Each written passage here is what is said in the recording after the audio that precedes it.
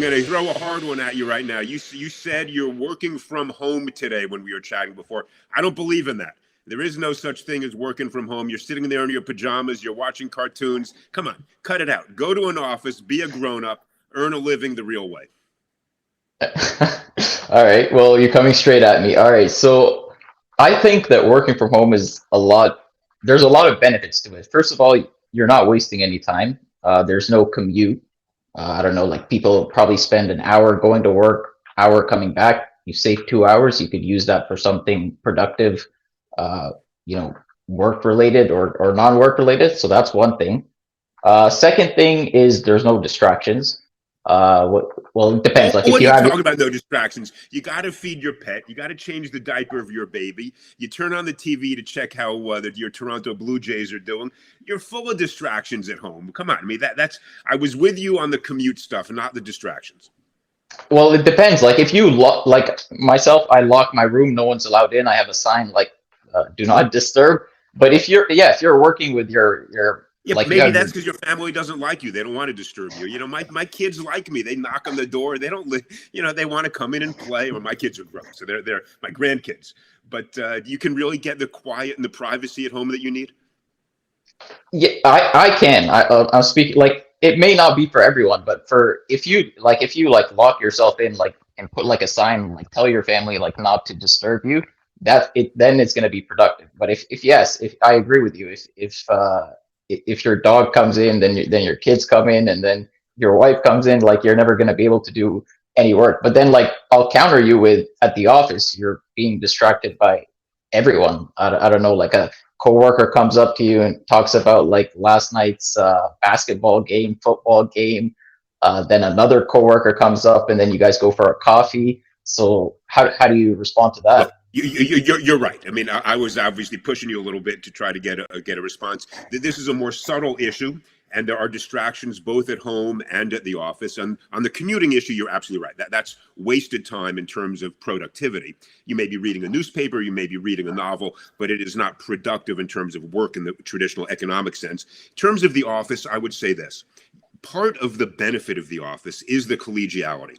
It is talking about the sporting events over the weekend or the movies or the Netflix view that you saw or your favorite TikTok or whatever, whatever it may be. That stuff actually helps build an organization and a team, and it permits the collegiality and the ideas that are generated from that, I think, are very genuine. And so I know when I'm in the office and I walk down the hall and I pop into somebody's office and say, hey, how about this issue? We haven't figured it out yet. Let's talk about it for a minute. It's not the sort of thing that happens easily on a Zoom. If you are working an issue that is only you, you're right. You can do it from home. So I think it's a mixed type of issue. And that's why I think we're going to end up probably with some sort of mixture of 3 or 4 days a week at the office and work from home 1 or 2 days a week, which will be, I think, for most people, a good compromise. I think it also depends on like the industry. Like say like you're like in engineering, I think like that requires a lot of collaboration. But like say you're like a developer, like you don't need to talk to anyone. You could just have your headphones on and just do blast through like 8 hours of work all by yourself. So it really depends also on the industry. Like I'd say like more traditional, like obviously a doctor can't work from home. Well, just not yet. Who knows what the future Well, holds? it's interesting. Telemedicine has become a big industry for Yeah, servicing areas where the practitioner is not right there. And this is where technology has permitted better services of all sorts in very different areas. And it's a wonderful thing. You mentioned the word developer. I'm not a computer developer. I know how to turn on my Mac, and that's about it. And then I call one of my kids for help. But beyond that, I'm a real estate developer.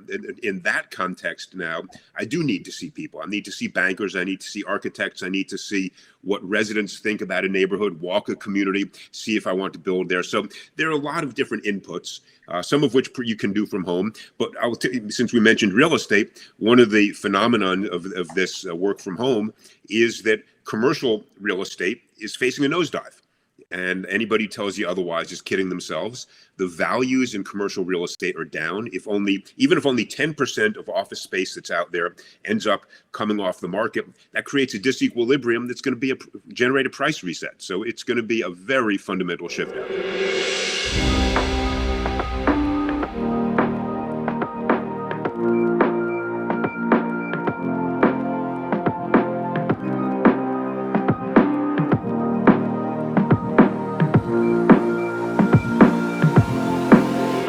All right, I'm gonna prove to you right now that you don't believe in offices. So Uh-huh. if I gave you $100,000 today and I told you you could only invest it in office real estate, would you take that deal, Well, it depends. or What do you would mean? you If I invest can it in only, something else? oh no, I put in something else. In fact, I'm with you. Exactly, I am. No, no, exactly, no. because Let me square the circle here. Let me square the circle here. If you said to me you have $100,000 and that's your only investment in the world, would you buy commercial real estate or keep it in cash? I'd keep it in cash because I think there will be a devaluation of commercial real estate. Do I think that's good for us economically? Not necessarily. I think we need offices. I think offices will be absolutely part of our ecosystem.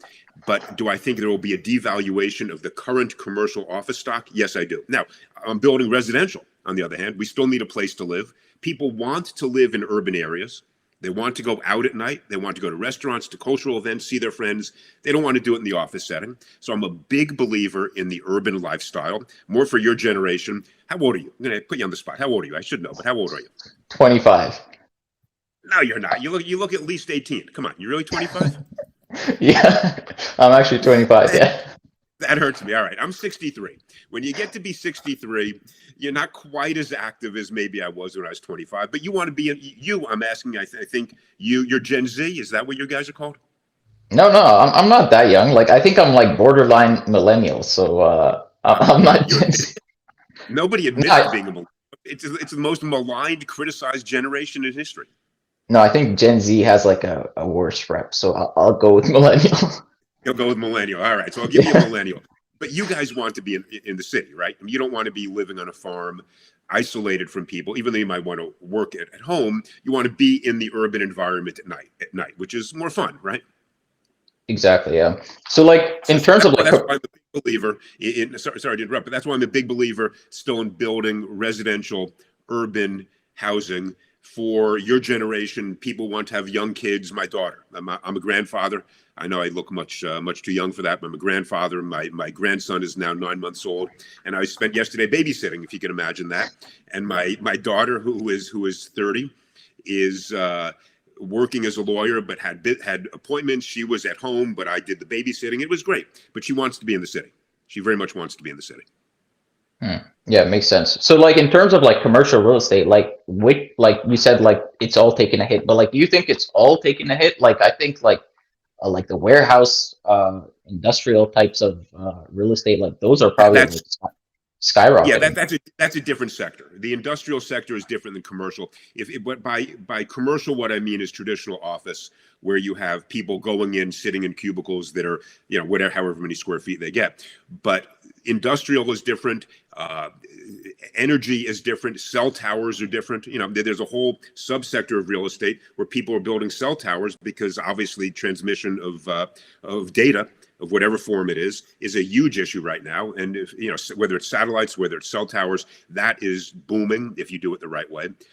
And even within the commercial sector, some brand new buildings which have all the amenities, that have all the technology in terms of health, are doing quite well. It's the sort of the class B older office buildings in urban areas in New York City, for instance, that can't be converted to residential, where the retail that supported them at the bottom is hurting. Those areas are hurting as an investment opportunity. I want to switch gears for a second. Are you worried about a recession? You follow the macroeconomics. You're smart about this. Are you worried that we're causing a recession to tame inflation, and maybe this is the wrong thing to do? Well, I think we're like the definition of a recession is just 2 quarters of like declining GDP, but so like that really isn't that big of an issue, but the actual situation we're in right now is actually much worse than the definition of a recession, because right now we have inflation's like out of control. Interest rates are just going up, are spiking. So and there's like no solution in sight. So I honestly don't know what the solution is. I don't think the Fed knows the solution either, because they don't seem to have control over it. And I think we're seeing that in the market. There's a lot of fear, but I think this is like the best time to be buying up assets, because when there is that fear, I forgot the quote by Warren Buffett. I think it's Yeah, like yeah. But buy. buy in fear, sell on greed. There's something. Exactly, yeah. So right now, like I'm in fear, right? Like, cause like it's not nice seeing your portfolio like declining like 2-3% each day, but you just, there's nothing, you could either just live in that fear or do something about it. So I'm doing something by buying more of the assets I believe in, and just hold on for the long term, because like in the long term, like the market or always recovers. But for now, I Well, just don't see I how want to we unpack can get out of that. you've said a lot in there. I want to unpack a couple of these things. First, I like the optimism, which is buy, even though we may be in a dip right now. In the long run, things will recover, and there will be positive growth and positive asset appreciation in a meaningful way. The things you say that concern us all are very real. Inflation, whether it's 8%, 9%, takes a real bite out of people's spending power and quality of life. And if your wages went up 4% last year, but inflation's 10%, you're seeing a negative 6% impact on your real spending capacity, and it's a real problem. And then you combine that, as you said, with the interest rates. Your mortgage expenses are going up. Your ability to buy houses is going down. All this stuff is of concern. And another famous quote: "History doesn't repeat; it rhymes." Right. And so what the Fed is doing right now is looking at Paul Volcker, who was a great man in a different economic moment. He raised interest rates to 17, 18%, and we beat inflation. But nobody knows, and this is to your point, nobody knows if raising interest rates right now will, in fact, even beat the disease we're trying to beat. Because the inflationary pressures may be coming from exogenous forces, supply chain issues, energy prices out of control. So it could be a very real problem that we don't know how to solve. And that worries people. So then how would you, like, what other solutions would you pull out of the bag? Like, it seems like the only thing they talk about on the news is just raising rates. So then, well, like, what other things can you do to tame Well, inflation? so some of it might be government could, in theory, cut back a bit on its spending. And Larry Summers has been big on this, even back to when one of the COVID stimulus bills was passed by Congress here in the States. He said, guys, you're overdoing it. If you push that much spending into the economy, that much consumption, you're going to have increased demand for everything from steak at the store to air conditioners to lumber. And with supply chains being constrained for many different reasons, you will just see inflationary pressure. And government spending has been, let's face it, a little bit out of control. And there were academics who thought it was very clever to come up with what they called modern monetary theory, MMT, which was all the rage in academia for a year or two. And the notion was, if you are the reserve currency, the dollar, you can spend as much as you want at the government level without worrying about inflation, because at the end of the day, everybody has to buy your bonds. You're the reserve currency. Well, we don't. Economic experiments are always a little bit uncertain. Doesn't seem to have worked. Right? Inflation is there. We can blame the Ukraine, we can blame COVID, but we've got it. And to your point, we don't know, but you've got to solve the problem, which means you raise interest rates. You should cut back a little bit on government spending, and then hope that over time it modulates. There's not a whole lot more you can do. Yeah, and I think I read a stat like where 85% of all the money in circulation in the US was printed over the past year, which was quite mind-boggling. And but like the fact that that's true and inflation only did go up 8%, it really does show, well, like I say only 8%, but considering the amount, it yeah. compounds. This is, to your comment earlier about being optimistic and holding assets for the long run. I've always said compound interest is the eighth wonder of the world, and I will take. It can go with you or against you. Yeah, that's right. It's right. Inflation is cutting against it in a very real way. And if you lose 8% a year compounding on itself, wow, that's going to take a huge bite out of your real net worth. And over time, we always talk about the middle class, and rightly so. We care about really two groups of people. The middle class needs to see its quality of life improving and feel optimistic about the future. And we want to give those who are below the middle class a chance to join the middle class, right? That's really what government, forget security, all the other things. That's really what you want to do at an economic level. And right now, this inflation is killing the people we want to help. And so we got to think about it. But let me pivot to something else. So what asset class would you buy today? Right now, I'm just in stocks because it's more. I like liquid investments. Like I would like to get into real estate, to be honest. I don't have any real estate holdings except for REITs. But I do prefer something that's liquid because it's nice to have that feature where you could liquidate at any time, and like in case something comes Right. up and you want to invest in something else. That's why I primarily invest in just stocks. So right Right. now I'm invested fully in dividend growth stocks because I like to have that passive income. Because as I mentioned, like it's not nice seeing your portfolio decreasing 1 to 2% each day, but when you have those Right. dividends coming in, no matter how much they are, and they're like the companies that I own, they're growing the dividends. So like that income Right. is actually increasing. So even though the portfolio value is decreasing, the income's increasing. So it just helps you feel a bit better about yourself. Well, look, I like that. Even though you may be a millennial slash Gen Z, those are very traditional investment Yeah, I think value like an older guidelines. person. And I completely agree with them. Completely agree with them. You want enough liquidity so you feel comfortable. You want income that comes from dividends, and you believe in growth. I am a believer in the long term value of real estate. That's what my family's done for 70 years, and we've done okay. I am also a believer that you avoid fads. I avoid Yeah, for sure. I avoided Bitcoin. Now, people made billions of dollars in Bitcoin. They've also lost billions of dollars. I avoided the SPACs, the special purpose acquisition companies where people were raising billions of dollars with absolutely no business model. They just said, "Give me money, I'll invest it." I said, "No, that's a prescription for disaster." And I avoided things like Zoom and Peloton that were good, faddish, momentary growth stocks. But I said, I've seen this game before. When the crisis abates, those stocks will collapse. Or WeWork, for that matter, which was a real estate, I don't know what to call it. It was smoke and mirrors from the very beginning. So avoid fads is one piece of advice I give people, and think about the long term, as you just said, because that's critically important.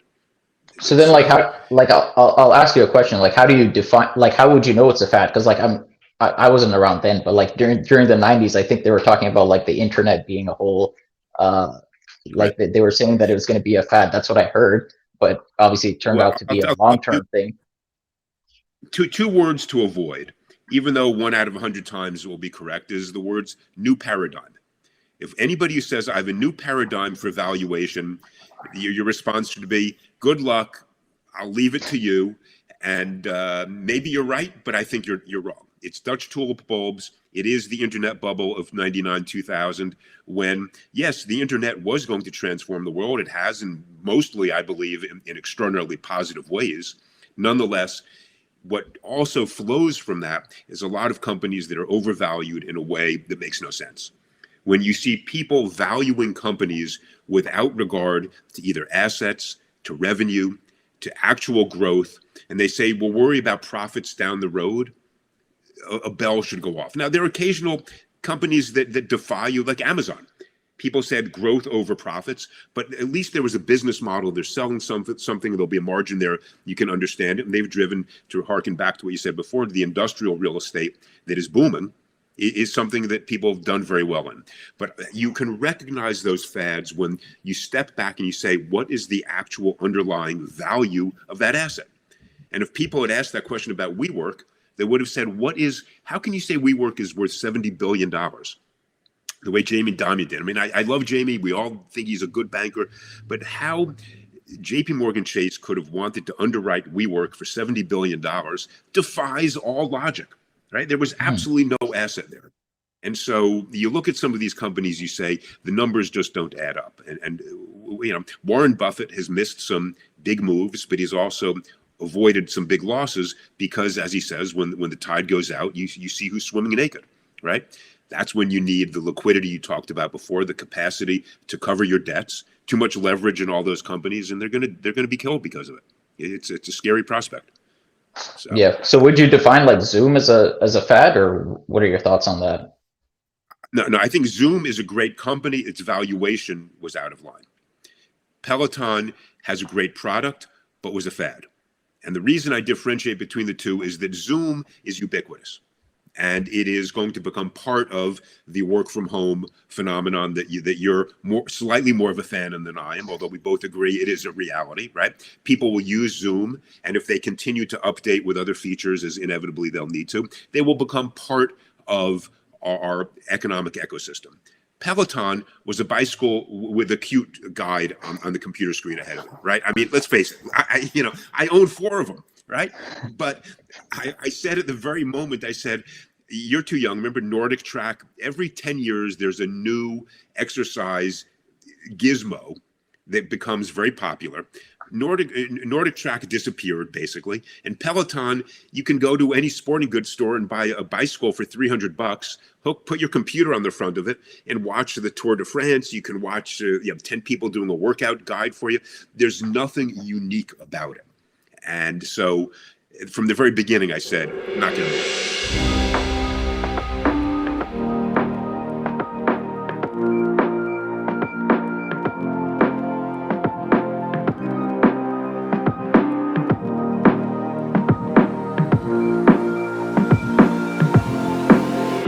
Is it fair to say that Ukraine is one of the causes of inflation, or is that a political cop-out? I think it's probably a small percentage. So I think it is probably a political game that they're playing because it can't be all. It can't just be from the Ukraine. Look at what's happening in China. It's causing a ton of supply chain issues. The insane amount of money that was printed over the past few years, as you mentioned before, it's starting to compound, and we're seeing the effect of it. So I definitely don't think that it's just from the Ukraine. There's just so many issues right now, and I feel like the government has to put the blame on someone else. I think it's a lot of factors playing in, but I wouldn't say it's just from the Ukraine. What do you think? All right, now I want to throw another tough one at you. College debt forgiveness. Do you think it was the right thing to do? Or do you think this was just a way for President Biden to buy off a generation of voters? And Paul Begala, just an interesting reference point here, Democrat through and through, big advisor to President Clinton. He was harshly critical of it, saying this is a giveaway. If you want to invest in education, you should invest in universal pre-K. Don't forgive debts that people knowingly accepted and agreed to repay. What's your take on this? Yeah, I'm not a fan of it because it's really unfair to the people that worked really hard and had to pay off their debt, and now some people they're just getting it paid off for free. So I think that's what I'm against because it's really unfair. Like the people that had to work super hard and pay off all their debt, like Yep. no one helped them. Like so why is that? They should get something in return. But then if they get something in return, then we're just going to see even more and more inflation. So I wasn't a fan of that.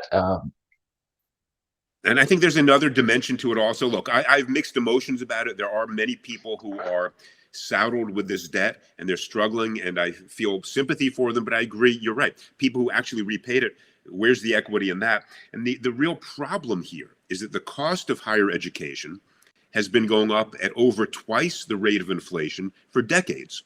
And we are really bailing out not only the kids who took the debt, but the universities like Harvard and Yale and Princeton and so many other private universities that have been getting away with these crazy tuitions, telling their students, go borrow it. The government helps the borrowing, and now the government's forgiving it. So the beneficiary is these universities that never impose any cost controls, and they pay their football coaches $80 million over a couple of years. And you say to yourself, why are we subsidizing that? Why are we subsidizing the outrageous spending of these universities, which do not have anybody looking over their shoulder? So I think there are many problems with it. I'd rather see the money go into community colleges. Create a low-cost, good alternative. The government has these state. When I was governor, we had a SUNY university system that was great. Let's invest in that. Create colleges that are less expensive, not bail out the Harvards, the Yales, and the Princetons that are sitting on $60 billion each just about in endowments. They don't need our money. So I think I come down more on your side and agree that this was an ethically and from a policy perspective, highly suspect thing to do. So I'll ask you an interesting question about college because I've been having this discussion with a few friends. So I want to see what you're going to say. But Right. do you think it's worth it? Like like obviously I didn't pay like the tuition amounts that like that Harvard's asked for. I think over the 4 years I paid like $40,000. I think it was honestly a complete waste of money. I only say that it's a waste of money if like you're studying something that you could learn yourself, like business. They don't really teach you about business. Like most of these professors have never run their own business. So you could learn more by just starting a business yourself. But if you're learning something like I don't know, like you're going to become a doctor, like obviously, like you have to go to school for that, or an engineer. But things like, I don't know, business, marketing, finance, these stuff you could just learn yourself. So for those, I say it's a complete waste of money. What do you think? I'm going to give you a different take on it. I think if you measure it in terms of pure economics, you're probably right. If you measure it in terms of return on dollars and cents in a very limited way, then the payoff is marginal, and in fact, you can probably get that return other ways. But I think there is a large societal benefit to having a well-educated society. And we need people who are thoughtful. We need people who have read philosophy. We need people who appreciate art. We need people who have a broader worldview, because sort of at an existential level, progress depends upon clear and good thinking. And I don't mean to sound like some proponent of the Renaissance and all that. That's a more deeper than I'm trying to get. But I think universities and an educated public is integral to democracy and in the open society that we want to thrive in. And so I think fostering that is worth it. And so I think I would be happier. You're right. I think the extremes of having a Harvard at $80,000 a year is too much. But if everybody could go to a community college for 2 years and read some basic philosophy across the spectrum, I think it would build a better society. And so I'm a proponent of it for that somewhat different reason. In terms of economics, yeah, it can be a jump ball, and you can I learn a lot on your own. I disagree because you can learn so much more by yourself. Like the way the whole school system is like quite messed up because they tell you to learn about all this stuff, then they test you about it. They're just testing your memorization skills, like just how like during the test, like if you can't remember the answer, you it doesn't mean you don't know it. You just can't remember it. So it like I don't remember anything I learned from university because I just used to study before the test, like Wait a minute, memorize the wait a minute, book. wait a minute. You're only 25. If you've forgotten everything already, that's pathetic. Look, I'm 63. If I've forgotten, it's okay. I mean, it's like I went to college 40 years ago. You're too young to have forgotten everything. You know, It's been 4 years. Like I just like everything I just memorized. Like even right after the test, I completely forgot everything. It's like, don't you agree that the method of testing you and like making you learn the content is terrible? that goes to how you educate people, and I think that is a different conversation. I agree with you. Pure memorization, rote memorization of who was president in 1873. You're right. Who knows? Who cares? Yeah, I But can on just the other Google hand, them. understand. But yeah, exactly. But understanding the arc of history, the arc of ideas, understanding the evolution of our conception of humanity and democracy and the First Amendment and the evolution of science. Those are things that you learn, whether you learn it sitting at home and reading a book or in a classroom with a professor. Nonetheless, having an educated public, having an educated population is, I think, essential to the progress that we want to, that we, I think, share a common hope for. So I'm a huge fan and proponent of education as it moves our society forward. How we pay for it has gotten a little bit out of whack. That I agree. That I Yeah, agree. I'm So with you on the education part, but like I'm just saying, like you could do it by yourself. Like over these past 4 years, I've learned so much more than what I've learned like through the 21 other years that I learned in middle school and high school and university. It's just I think the system is really bad because you could just do so much more by yourself, and like I said, the testing let me ask you method this: is just terrible. you don't have kids yet? No, I don't. Thankfully, no. Oh, it's the best thing in life. Eventually you'll change your view. It's the best thing in life.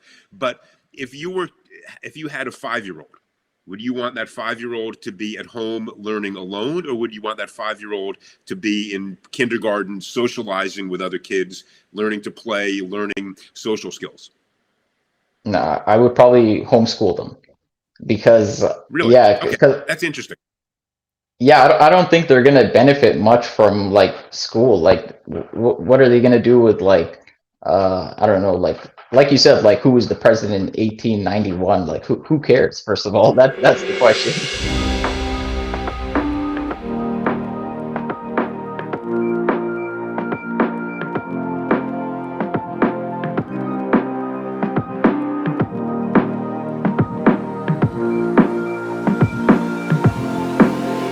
You were back school. You would homeschool. You would homeschool your Oh yeah. 5-year-old.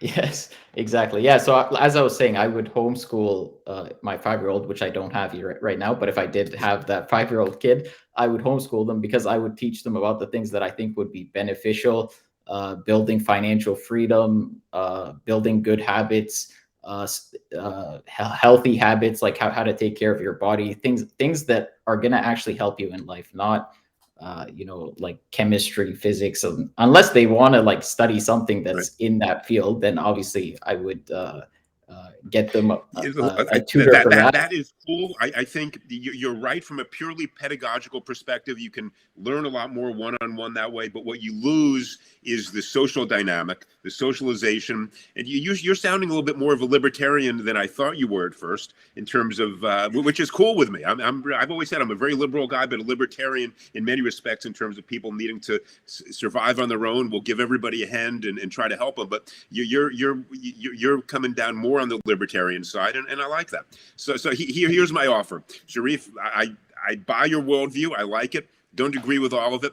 I'm going to invite you down to New York, and we'll see if you will have a choice. You can either sit in your hotel room and study on your own, or we'll take you out to dinner. So we'll see if we can persuade you to be social enough to join us for dinner in New York City somewhere. No, don't paint me a picture like I'm just some guy who sits in his room and never gets out. Like I still get out and stuff, but I'm saying like for the work, like when I'm working, I'm working. Like when I'm having fun, like I'm having Right. fun. Like I like to like really focus on what I'm doing. So like if I'm working, like I'm not trying to like speak to anyone, or I'm just fully working. So but like Excellent.